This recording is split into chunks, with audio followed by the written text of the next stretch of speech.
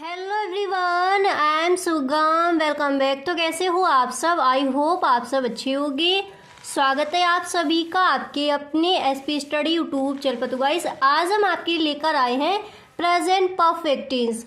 आज हम आपको बताएंगे कि प्रेजेंट परफेक्ट टेंस आप कैसे बनाओगे। अगर आपने वीडियो पूरा देखा तो मेरा यकीन मानिए आप प्रेजेंट परफेक्ट टेंस इस तरह से सीख जाओगे, कभी भी आप भूलने वाले नहीं हो और कहीं भी आपको देखकर फटाफट से आप इस टेंस को बना सकते हो। एकदम से इतना आपको रट जाएगा।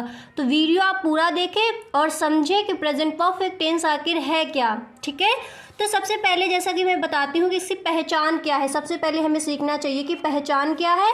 प्रेजेंट परफेक्ट टेंस को हम कैसे पहचान सकते हैं कि ये प्रेजेंट परफेक्ट टेंस ही है। ठीक है, तो पहले देखिए अफर्मेटिव सेंटेंस आपको बताया जाएगा। ठीक है, तो पहले इसकी पहचान देख लीजिए कि प्रेजेंट परफेक्ट टेंस को हम किस तरह पहचानेंगे। तो देखिए, प्रेजेंट परफेक्ट टेंस के वाक्यों को देखने से पता चलता है कि वाक्यों के अंत में चुका है, चुके हैं, लिया है, गए हैं आदि शब्द आते हैं।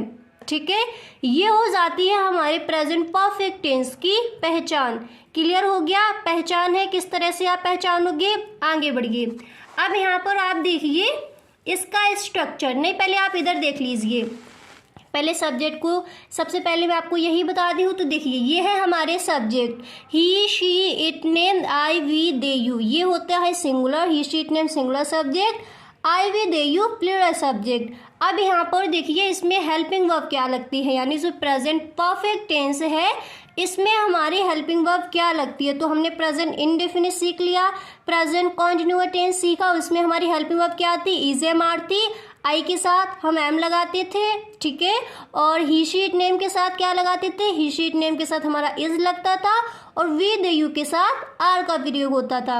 अब हमारा आ गया प्रेजेंट परफेक्ट टेंस। तो ये है हमारे subject, he, she, it, name के साथ हमारा हेल्पिंग वर्ब, यानी हेल्पिंग वर्ब की हिंदी क्या होगी, सहायक क्रिया।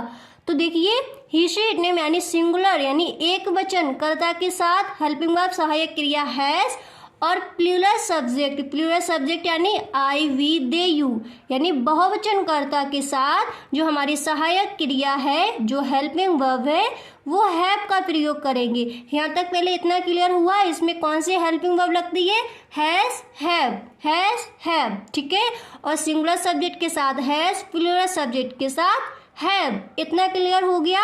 अब चलिए देखते हैं इसका स्ट्रक्चर क्या होगा। अब आपको अच्छे से समझ भी आएगा। ठीक है, स्ट्रक्चर देखो इसका। सबसे पहले आपको रखना है सब्जेक्ट। तो सब्जेक्ट हमारे क्या होते हैं, मैंने आपको बताया he, she, it, name, I, we, they, you होते हैं सब्जेक्ट।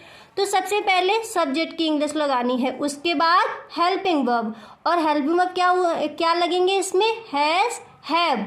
और देखिए ही, शी, इट, नेम अगर इधर सब्जेक्ट है हमारा, है ना, तो वहां पर हेल्पिंग वर्ब हैज लगाओगे, और अगर आई, वी, दे, यू दिया गया तो वहां पर हेल्पिंग वर्ब हैव लगाओगे। ओके, इतना क्लियर हुआ। अब इसके बाद देखिए वर्ब का थर्ड फॉर्म। ठीक है, वर्ब का कौन सा फॉर्म आएगा, थर्ड फॉर्म आएगा। यहाँ पर देखिए ये वर्ब है। ओके, वर्ब का थर्ड फॉर्म आएगा। इसके बाद जो भी आपका ऑब्जेक्ट है फिर आप ऑब्जेक्ट रख दोगे। अच्छे से क्लियर हुआ। स्ट्रक्चर क्या होगा सेंटेंस को बनाने का, सब्जेक्ट, हेल्पिंग वर्ब, वर्ब का थर्ड फॉर्म प्लस ऑब्जेक्ट। अब हम देखते हैं, पहले यहाँ पर एक और चीज़ आप समझिए। चलो इसको मैं बाद में बताऊंगी, पहले आप देखिए कि अरुण बाजार गया है। वाक्य हमारा क्या दिया गया है कि अरुण बाजार गया है। तो हमने कैसे पहचाना, हमने अभी आपको बताया कि जिन वाक्यों के अंत में चुका है, चुके हैं, लिया है, गए हैं या फिर गया है आदि शब्द आते हैं वो हमारा होता है प्रेजेंट परफेक्ट टेंस। तो यहाँ पर दिया गया कि अरुण बाजार गया है, तो हमने पहचाना कि अरुण बाजार गया है। तो इसको हम किस तरह बनाएंगे, तो देख लीजिए। सबसे पहले अरुण सब्जेक्ट देखो क्या है, यहाँ पर अरुण है, क्योंकि मैंने आपको बताया he, she, it, name, I, we, they, you होते हैं हमारे सब्जेक्ट। और ये कैसा है, सिंगुलर है या फिर प्लूरल है, तो कैसा है, सिंगुलर है। ही, शी, इट, नेम तो कैसा हुआ, सिंगुलर। इसके बाद हमें रखनी है हेल्पिंग वर्ब, और हेल्पिंग यहाँ पर कौन से यूज होती हैं, हैज, हैव। तो यहाँ पर हमारा हेल्पिंग वर्ब हैज क्यों आया, क्योंकि अरुण एक सिंगुलर सब्जेक्ट है। तो सिंगुलर सब्जेक्ट के साथ हेल्पिंग वर्ब हैज़ का प्रयोग होगा इस टेंस में, ठीक है। तो अरुण हैज़। इसके बाद देखिए वर्ब का थर्ड फॉर्म, स्ट्रक्चर को देखो, वर्ब का थर्ड फॉर्म लगाना है तो वर्ब का थर्ड फॉर्म क्या हो जाएगा, गॉन हो जाएगा, गो यानी जाना, ठीक है, गो वेंट गॉन, तो यहाँ पर हो जाएगा गॉन। उसके बाद देखिए टू हमें लगाना है, उसके बाद क्या करेंगे, जो भी हमारा ऑब्जेक्ट दिया गया है फिर हमें उसकी अंग्रेजी लगा देनी है, तो क्या हो जाएगा, Arun has gone to market, Arun बाजार गया है। एकदम से क्लियर हुआ।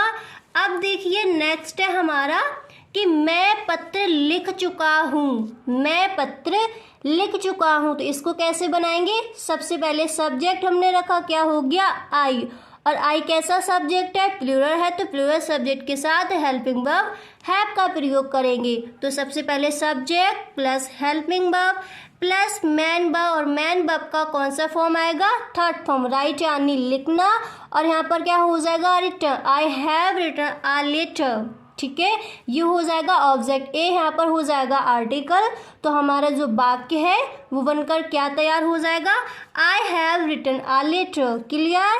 अब आगे चलते हैं, नेक्स्ट सेंटेंस ऐसे ही देखो, देखिए मैंने यहाँ पर 2-3 बनाकर दिए हैं, इसी तरह से आप कई सारे सेंटेंसेस घर पर बनाकर देखोगे और उनकी प्रैक्टिस करोगे, और कहीं पर भी आपको कोई भी चीज़ समझ नहीं आती है तो please tell me in the comment box में आप हमें बताएं, और जो भी आपके क्वेश्चन है वहाँ पर आप लिखकर हमसे पूछ सकते हो, ठीक है।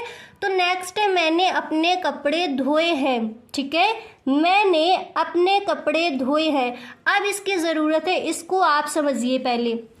देखिए अगर आपका सब्जेक्ट आई दिया गया है, ठीक है, अगर आपका सब्जेक्ट आई है तो आई की अंग्रेजी अगर देखिए वाक्य में जैसे अपना शब्द आ गया, अपने या फिर अपना, अगर शब्द आ गया वाक्य में आपका, तो अगर आपका सब्जेक्ट आई है तो अपने की अंग्रेजी हम माई लगाते हैं, और अगर हमारा सब्जेक्ट यू दिया गया है और वाक्य में अपना शब्द दिया गया है, अपने वर्ड का यूज़ हुआ है, तो फिर अगर सब्जेक्ट यू है तो अपने की अंग्रेजी क्या लगेगी, योर लगेगी। ऐसे ही सब्जेक्ट ही है तो अपने की अंग्रेजी हिज, शी है तो हर, दे है तो देयर। अब इसको आप देखिए, जैसे मैंने कहा मैंने अपने कपड़े धोए हैं, मैंने अपने कपड़े धोए हैं, तो सबसे पहले आपको लगाना क्या है, सब्जेक्ट। तो सब्जेक्ट यहाँ पर देखिए आपका क्या है, आई है, और आई कैसा सब्जेक्ट है, इधर आ जाइए, आई वी दे यू प्लूरल और ही शी इट ने सिंगुलर। तो आई वी दे यू ये प्लूरल हो गए, तो प्लूरल के साथ हमारा हेल्पिंग वर्ब क्या लगेगा, हैव लगेगा। तो हमने कर दिया आई हैव। इसके बाद वर्ब का कौन सा फॉर्म आएगा, थर्ड फॉर्म आएगा, तो आई हैव वॉश्ड, ठीक है, वॉश, और इसका third form washed. I have washed my clothes.